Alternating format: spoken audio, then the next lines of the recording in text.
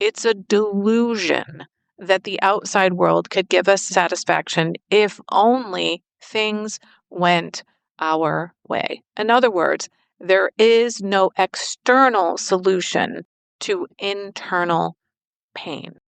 And I want to note that if you were engaged in if only thinking, which I did all the time, it's an indicator that you might be in victim mentality. And that is by far the largest paradigm shift of my recovery. Hi, I'm Barb Nangle. I want to welcome you to my podcast, Fragmented to Whole: Life Lessons from 12-Step Recovery. If you're tired of feeling fragmented and overwhelmed, this podcast is your guide to creating a life of wholeness, authenticity, and healthy boundaries. I'm a woman in recovery who is also a boundaries coach and speaker. I share raw and honest insights from my own journey and the principles of 12-step recovery. Discover how to set boundaries without guilt or shame, overcome people-pleasing tendencies, manage your emotions effectively, cultivate a stronger sense of self, and build healthier relationships. My approach is raw, honest, and sometimes a little bit, a lot sweary. I'm an avid beachcomber and a formerly closeted fan of the Hallmark Channel, especially Christmas movies. I wear fingerless gloves almost all year round because my hands are always cold, and I love taking pictures of license plates with my initials BN on them. I don't speak for or endorse any particular 12-step program of recovery. Though I'm a huge fan of 12-step recovery and a member of two such fellowships, I cannot speak for them. If you're ready for real talk and practical tools for transformation, keep listening.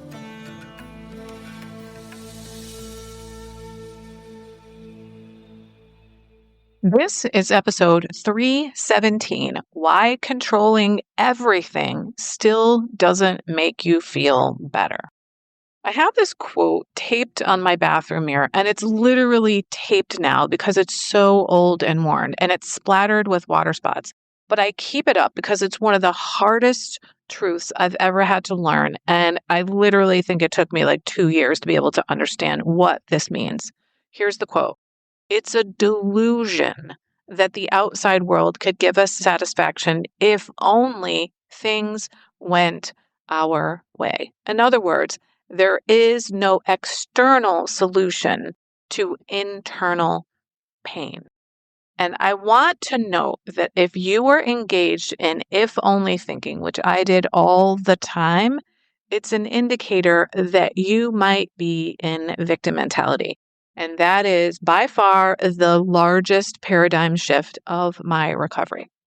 Now, if you feel brokenhearted, exasperated, resentful, or furious, chances are you're walking around, maybe consciously, maybe not, believing if only XYZ would change, I'd finally feel okay. But here's the truth. We can't change people, places, or things. We can influence them for sure, but we cannot control them. Yet, we're often caught in this delusion that control somehow equals comfort. That if we could just get the world to be the way we want, our kids, our spouse, our coworkers, traffic, then we'd be fine. But even if you got everything to go exactly your way, I bet you'd find yourself thinking, wait, why don't I feel better? And that's because the satisfaction, serenity, and sense of wholeness you're chasing isn't out there. It's inside. Now, you've probably heard me say this before. I know that I said it on a past episode, and I absolutely talk about this with all of my private clients, but it's worth repeating. This is a Chinese proverb, and it goes like this. It's easier to put slippers on your feet than to carpet the world. Now, that sounds obvious when I say it like that, but so many of us are out here trying to metaphorically carpet the world, believing that if everything outside of us were just a little bit softer or more orderly or a little more our way, then we would finally be okay. But the pain isn't coming from the world. It's coming from our powerlessness over the world. And the only place we do have power is inside. So you are powerless over how other people do their jobs. You are powerless over how other people drive. You are powerless over how your spouse loads the dishwasher. So let's talk about that mundane but familiar example, the dishwasher. You're powerless over how your spouse loads the dishwasher. Maybe you try to correct it, offer tips, or just help. Or maybe you actually just do it yourself out of frustration. And you believe that if they just load it right, then you'd feel better. But here's the kicker.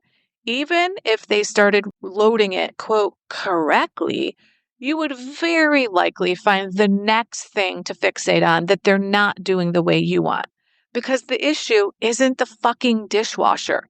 The issue is the internal discomfort with things not being your way. And here is where the serenity prayer comes in.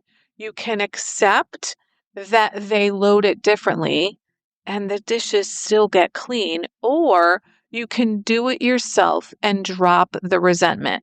So accept the things you can't change or get the courage to change the things you can. The power is in how you think about it, not how they do it.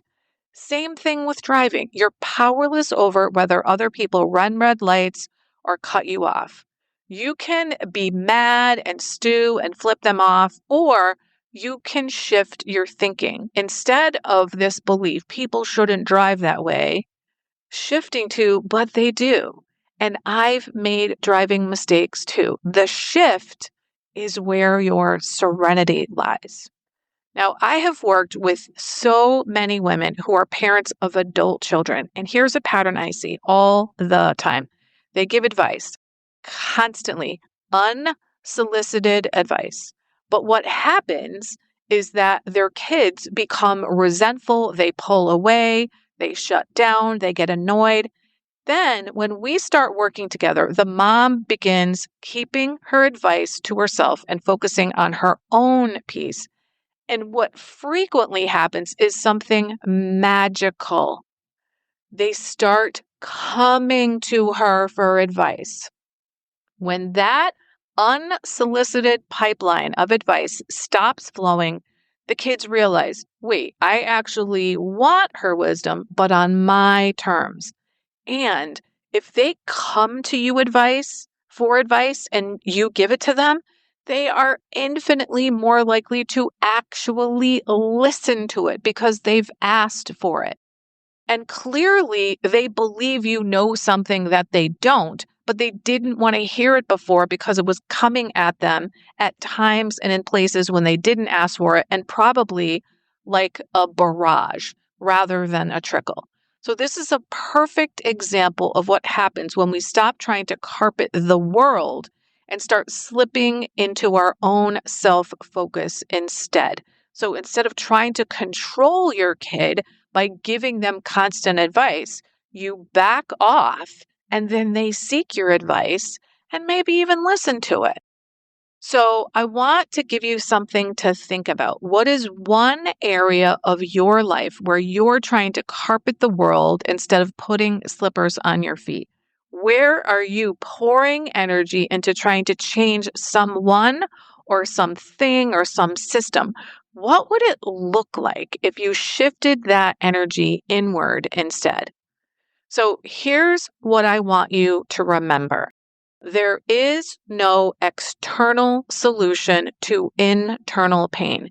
Trying to fix the world to feel okay will never work, not in the long run. But you can start by asking, what's mine to change? Where am I powerless? What do I get to accept?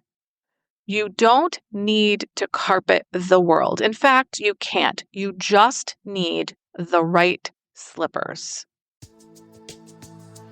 Hey there. If you've been listening to this podcast and thinking, wow, I really need boundaries, then I want to personally invite you into my coaching program, Unshakable You. The Fragmented to Whole method is designed for people like you, smart, capable women who are tired of overgiving, saying yes when they mean no, and constantly putting yourself last. Inside Unshakable You, I walk you step by step through the exact process I used to stop people-pleasing, reclaim my time and energy, and finally build healthy relationships. Because once you have healthy boundaries, real connection becomes possible. If you're ready to become the calm, confident version of yourself that you know is in there, head to higherpowercc.com/unshakable to learn more.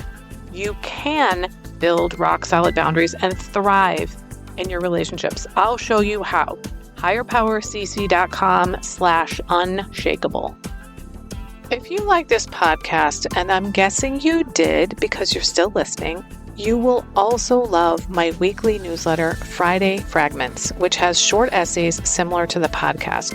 You can check it out at fridayfragments.news. That's fridayfragments.news. If you haven't already subscribed to my podcast on your favorite podcast outlet, please do that. It helps carry the message to more people. I started this podcast because there was so much wisdom in recovery that just wasn't making its way out into the world. So I want as many people as possible to hear it. I'd also love it if you'd leave a 5-star rating or a review, which you can do on Apple Podcasts. It helps other people find it so they can get the benefits that you've gotten from listening.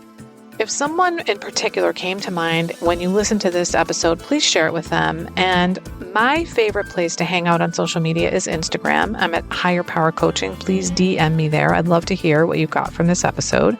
I run private and group coaching programs on building healthy boundaries. Whether you need help with boundaries in your personal, professional, or romantic life, I can help. Head on over to barbchat.net where you can get on my calendar for a free 30-minute Better Boundaries consultation.